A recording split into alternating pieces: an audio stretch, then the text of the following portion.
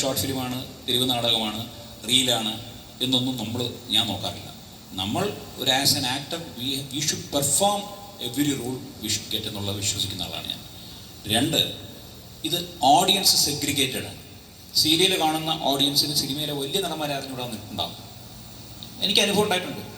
വലിയ ഗ്രാമപ്രദേശങ്ങളിലൊക്കെ പോയി കഴിഞ്ഞാൽ സിനിമയിൽ വലിയ റോളിലുള്ള ആളെ തിരിച്ചറിയത്തോലുമില്ല.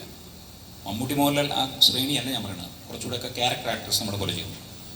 അതേസമയം സീരിയൽ മാത്രം കാണുന്ന ഒരാൾക്ക് സിനിമ എന്നറിയില്ല. അതുപോലെ സിനിമ മാത്രം കാണുന്ന ആൾക്ക് സീരിയൽ അറിയില്ല. നമുക്ക് തന്നെ നമ്മൾ അഭിനയിക്കുന്ന സീരിയലിലുള്ള വേറൊരാളെ കോമ്പിനേഷൻ ഇല്ലെങ്കിൽ നമ്മൾ അറിയാൻ പറ്റില്ല.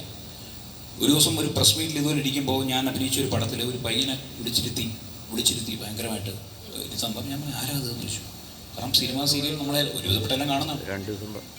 ചോദ്യങ്ങൾ, ഈ പറഞ്ഞ പ്രസ് മീറ്റിലെ ചോദ്യങ്ങൾ മുഴുവൻ പയ്യൻ്റെ അടുത്താണ്. നമ്മളൊക്കെ ഇരിപ്പുണ്ട്, വലിയ വലിയ ആൾക്കാരൊക്കെ അവിടെ ഇരിപ്പുണ്ട്. അവരുടെ ഒന്നും ചോദ്യം വരുന്നില്ല, എല്ലാം പയ്യൻ്റെ അടുത്ത് ചോദിക്കുക. അപ്പോൾ ഞാൻ ചോദിച്ചത് ആരാ കൃഷി? റീൽസിലെ പുലിയാണ്.